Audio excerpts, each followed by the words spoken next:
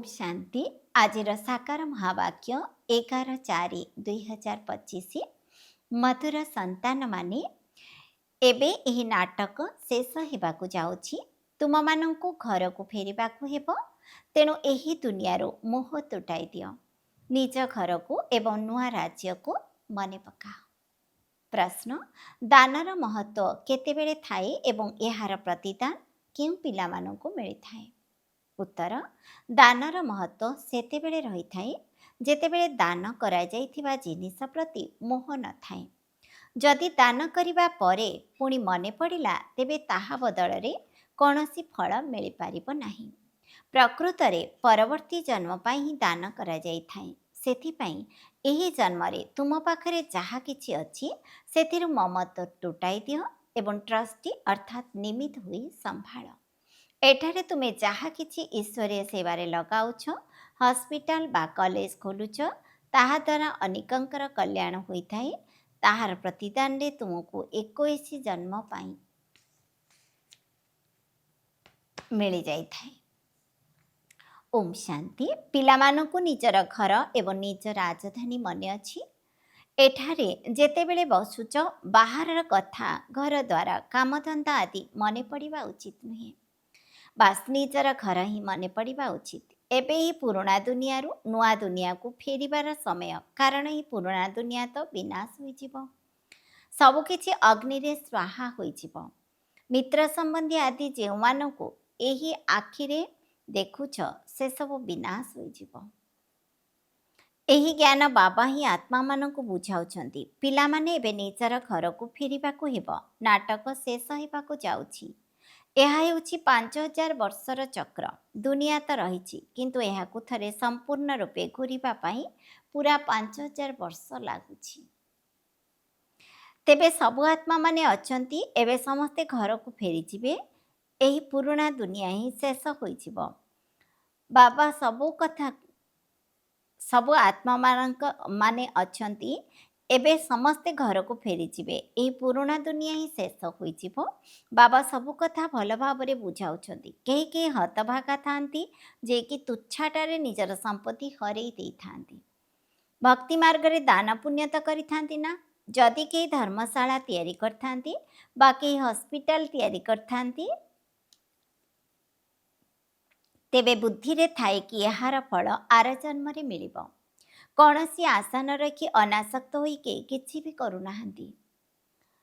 ଏମିତି ତ ବହୁତ କହିଥାନ୍ତି ଯେ ଫଳର ଇଚ୍ଛା ଆମେ ରଖୁନାହିଁ, କିନ୍ତୁ ନା, ଫଳ ତ ନିଶ୍ଚୟ ମିଳିଥାଏ। ମନେକର କାହା ପାଖରେ ପଇସା ଅଛି, ସେଥିରୁ ଯଦି ସେ ଧର୍ମ କାର୍ଯ୍ୟରେ ଲଗାଇଲେ ତେବେ ବୁଦ୍ଧିରେ ରହିଥାଏ କି ମୋତେ ଆର ଜନ୍ମରେ ମିଳିବ। ଯଦି ମମତ୍ୱ ରହିଲା ଯେ ଏହି ଜିନିଷ ମୋର, ତେବେ ଏପରି ଭାବରେ ପରଜନ୍ମରେ କିଛି ବି ମିଳିବ ନାହିଁ। ଦାନ ପରବର୍ତ୍ତୀ ଜନ୍ମ ପାଇଁ କରାଯାଏ। ଯଦି ଆର ଜନ୍ମରେ ମିଳିବ, ତେବେ ଏହି ଜନ୍ମରେ ମମତ୍ୱ କାହିଁକି ରଖୁଛ? ସେଥିପାଇଁ ବାବା ତୁମକୁ ନିମିତ୍ତ କରାଇଥାନ୍ତି, ଯାହାଦ୍ୱାରା ନିଜର ମମତ୍ୱ ତୁଟିଯିବ। ଯଦି କେହି ବଡ଼ ସାହୁକାରଙ୍କ ଘରେ ଜନ୍ମ ନେଇଥାନ୍ତି, ତେବେ କୁହାଯାଏ ସେ ଭଲ କର୍ମ କରିଛନ୍ତି। କେହି କେହି ରାଜାରାଣୀଙ୍କ ପାଖରେ ମଧ୍ୟ ଜନ୍ମ ନେଇଥାନ୍ତି, କାହିଁକି ନା ସେମାନେ ବହୁତ ଦାନ ପୁଣ୍ୟ କରିଥାନ୍ତି। କିନ୍ତୁ ତାହା ହେଉଛି ଅଳ୍ପକାଳ ପାଇଁ, ଗୋଟିଏ ଜନ୍ମ ପାଇଁ। ଏବେ ତ ତୁମେ ଏଠି ପାଠ ପଢ଼ୁଛ, ଜାଣୁଛ ଏହି ପାଠ ଦ୍ୱାରା ଆମକୁ ଏହିପରି ହେବାକୁ ହେବ। ତେଣୁ ଦିବ୍ୟ ଗୁଣ ଧାରଣ କରିବା ଦରକାର। ଏଠାରେ ଯାହା ଦାନ କରୁଛ ତାହା ଦ୍ୱାରା ଏହି ଆତ୍ମିକ ବିଶ୍ୱବିଦ୍ୟାଳୟ ଡାକ୍ତରଖାନା ଖୋଲାଯାଉଛି। ତେବେ ଦାନ ଦେଲା ପରେ ସେଥିରୁ ମମତ୍ୱ ତୁଟାଇ ଦେବା ଦରକାର, କାହିଁକି ନା ତୁମେ ଜାଣୁଛ ଯେ ଆମେ ଭବିଷ୍ୟତ 21 ଜନ୍ମ ପାଇଁ ବାବାଙ୍କ ଠାରୁ ନେଇଛୁ। ଏହି ବାବା ତୁମମାନଙ୍କ ପାଇଁ ଘର ଆଦି ତିଆରି କରିଥାନ୍ତି। ଏହା ତ ଅସ୍ଥାୟୀ ଅଟନ୍ତି, ନଚେତ ଏତେ ସବୁ ପିଲା କେଉଁଠାରେ ରହିବେ? ସବୁକିଛି ଶିବ ବାବାଙ୍କୁ ଦେଉଛନ୍ତି। ସେ ହିଁ ଧନୀ ଅର୍ଥାତ୍ ମାଲିକ ଅଟନ୍ତି। ସେ ଏହାଙ୍କ ଦ୍ୱାରା ଅର୍ଥାତ୍ ବ୍ରହ୍ମାଙ୍କ ଦ୍ୱାରା ଏହା କରାଇଛନ୍ତି। ଶିବ ବାବା ତ ରାଜତ୍ୱ କରୁଥାନ୍ତି। ଶିବ ବାବା ତ ରାଜତ୍ୱ କରୁନାହାନ୍ତି, ସେ ତ ଦାତା ଅଟନ୍ତି। ତାଙ୍କର ପୁଣି ମମତ୍ୱ କେଉଁଠାରେ ରହିବ? ଏବେ ବାବା ଶ୍ରୀମତ ଦେଉଛନ୍ତି କି ମୃତ୍ୟୁ ସମ୍ମୁଖରେ ଦଣ୍ଡାୟମାନ। ପୂର୍ବରୁ ତୁମେ ଯେତେବେଳେ କାହାକୁ ଜ୍ଞାନ ଦେଉଥିଲ, ତେବେ ମୃତ୍ୟୁର କିଛି କଥା କହୁନଥିଲ। ଏବେ ବାବା ଆସିଛନ୍ତି, ତେଣୁ ପୁରୁଣା ଦୁନିଆର ନିଶ୍ଚୟ ବିନାଶ ହେବ। ବାବା କହୁଛନ୍ତି ମୁଁ କେବଳ ଆସିଛି ଏବଂ ପୁରୁଣା ଦୁନିଆକୁ ବିନାଶ କରିବା ପାଇଁ। ଏହି ରୁଦ୍ରଯଜ୍ଞରେ ସାରା ପୁରୁଣା ଦୁନିଆ ସହା ହୋଇଯିବ। ଏଠାରେ ଯାହା କିଛି ନିଜ ପାଇଁ ଜମା କରିବ ତାହା ନୂଆ ଦୁନିଆରେ ମିଳିବ, ନଚେତ୍ ଏଠାରେ ସବୁକିଛି ଶେଷ ହୋଇଯିବ। କେହି ନା କେହି ଖାଇଯିବେ, କେହି କାହାକୁ କିଛି ଦେବେ ନାହିଁ। ଏହି ସବୁ ଏଇଟାରେ ହିଁ ରହିବ। ଆଜି ଭଲ ଅଛନ୍ତି, କାଲି ଦେବାଳିଆ ହୋଇଯାଉଛନ୍ତି, କାହାକୁ ମଧ୍ୟ କିଛି ପଇସା ମିଳିବାର ନାହିଁ।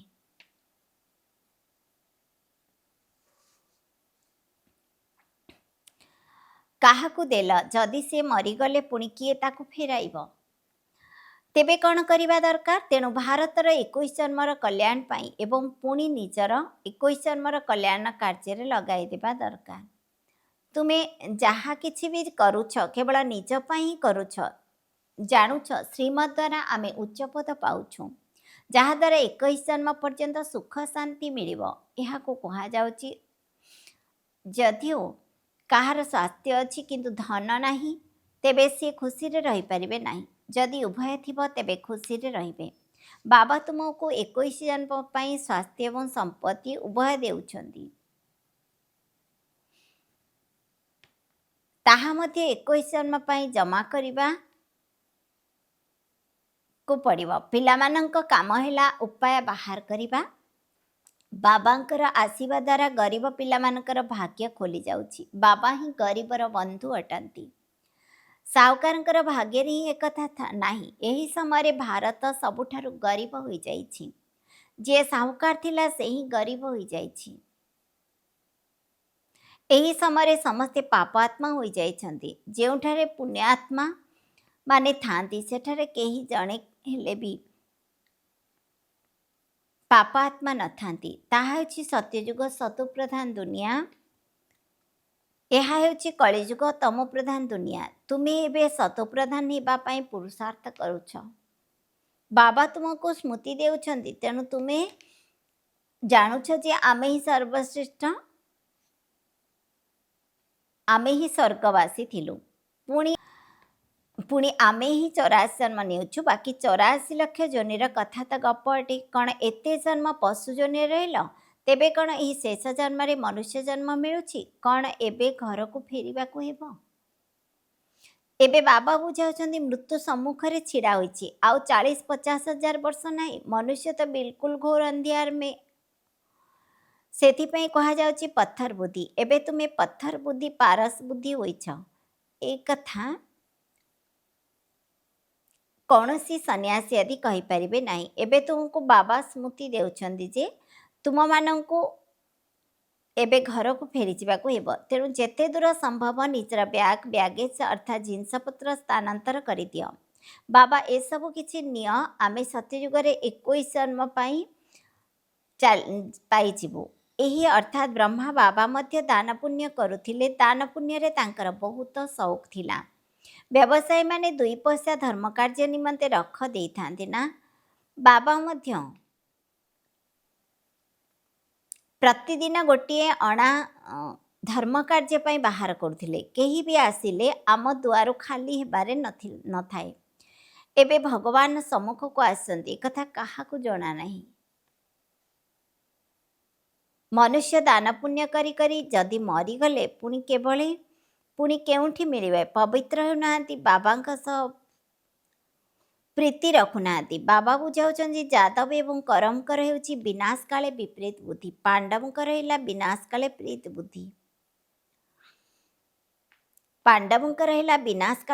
ବୁଦ୍ଧି। ୟୁରୋପବାସୀ ସମସ୍ତେ ଯାଦବ ଅଟନ୍ତି, ଯିଏକି ମୁଷଳ ଆଦି ତିଆରି କରୁଛନ୍ତି। ଶାସ୍ତ୍ରରେ ତ କ'ଣ କ'ଣ ସବୁ ଲେଖିଦେଇଛନ୍ତି। ଡ୍ରାମା ପ୍ଲାନ୍ ଅନୁସାର ଢେର ଶାସ୍ତ୍ର ତିଆରି ହୋଇଛି। ଏଥିରେ ପ୍ରେରଣା ଆଦିର କିଛି କଥା ନାହିଁ। ପ୍ରେରଣା ଅର୍ଥାତ୍ ବିଚାର। ବାକି ଏମିତି ନୁହେଁ କି ବାବା ପ୍ରେରଣା ଦ୍ୱାରା ପାଠ ପଢ଼ାଉଛନ୍ତି।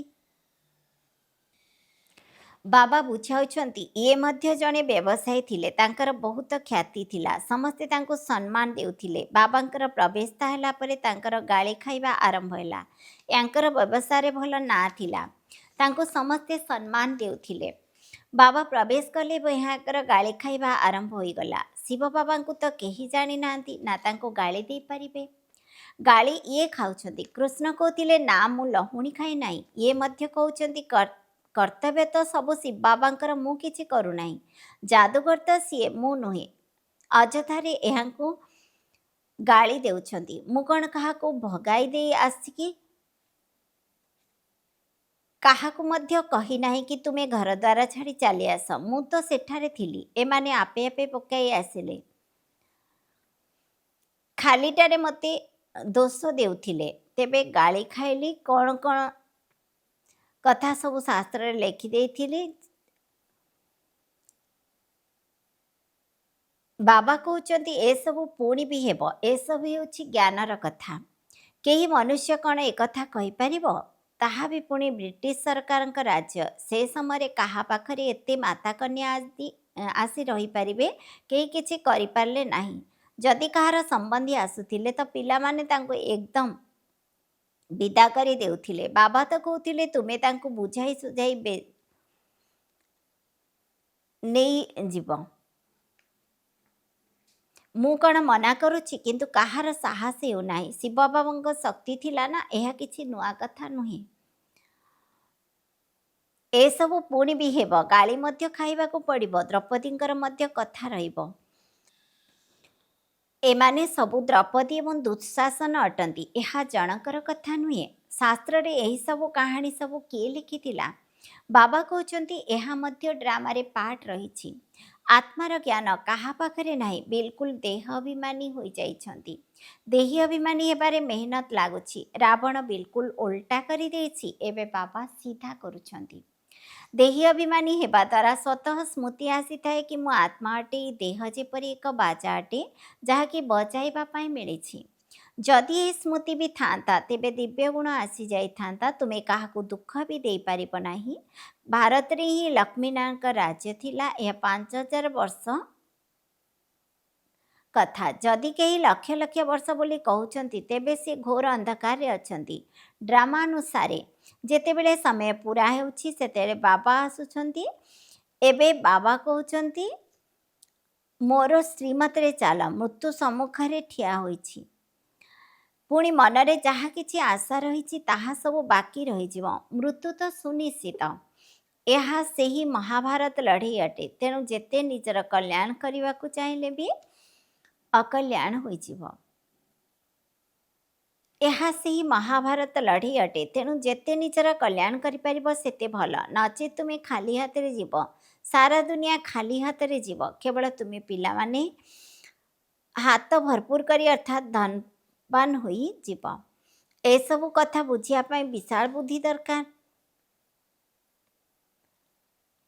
ମୁଁ ଆତ୍ମା 84 ଜନ୍ମର ଚକ୍ର ଲଗାଉଛି। ମୁଁ ଆତ୍ମା ଏହି ଡ୍ରାମାର ଅଭିନେତା ଅଟେ। ଏଥିରୁ ଆମେ ବାହାରି ଯାଇପାରିବା ନାହିଁ। ମୋକ୍ଷ ପାଇପାରିବା ନାହିଁ।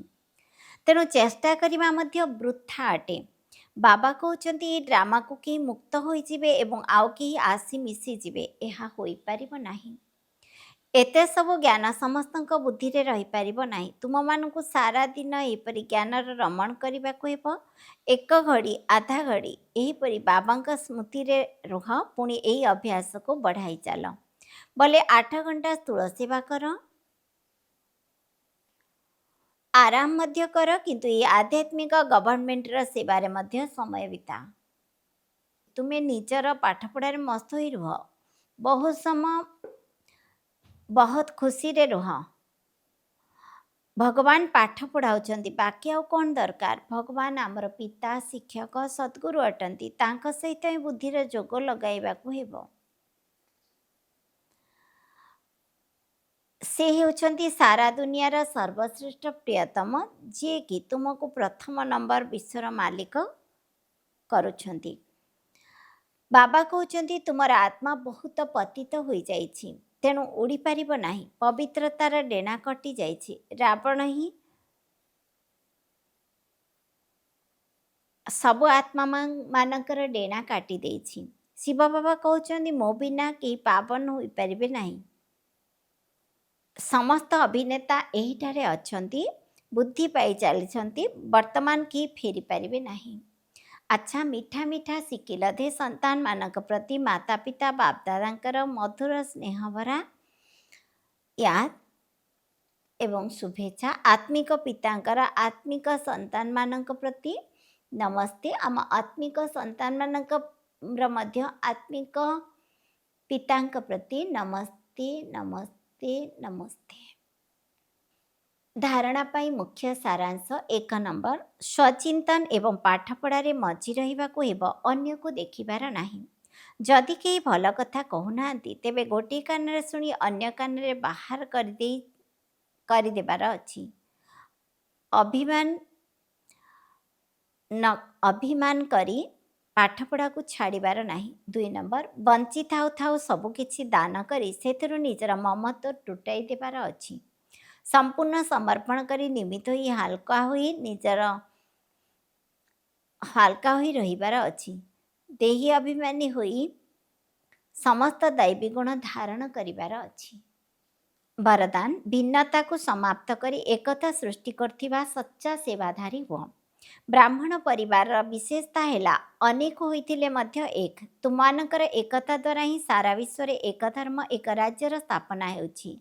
सेथिपाई एथिप्रति विशेष ध्यान दे भिन्नता को समाप्त कर एवं एकता आण तेबे कुहाजिबो सच्चा सेवाधारी। सेवाधारी निज पाई नुहंती किंतु सेवा करिबा पाई थांती। निजर सबु किछि सेवा प्रति स्वाहा करि थांती। जेपरि साकार बाबा सेवारे हाड़ मध्य स्वाहा करि देइथिले अर्थात सर्वस्व स्वाहा करि देइथिले सेपरि तुम मानकर प्रत्येक कर्मेंद्र द्वारा सेवा ही थाउ। स्लोगान जदि परमात्मांकर स्नेह रे हजि जीव तेबे एही दुखर दुनिया भूली होई जीव। ओम शांति।